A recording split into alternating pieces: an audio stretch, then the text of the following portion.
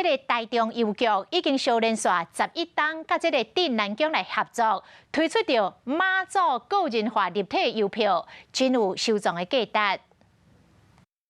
在正能的见证下举行慎重的过火仪式，农历3月小妈祖，台中邮局连续11年甲镇南宫合作，推出限量4000本的妈祖个人化邮票。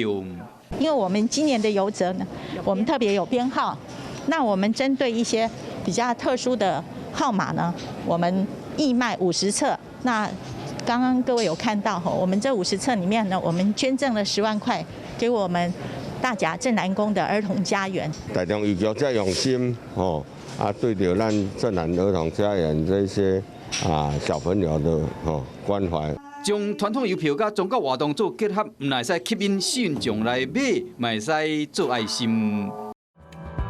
Hello， 我是叶明。想要看到更多更及时的新闻内容，请订阅华视新闻的 YouTube 频道，并且按赞、开启小铃铛。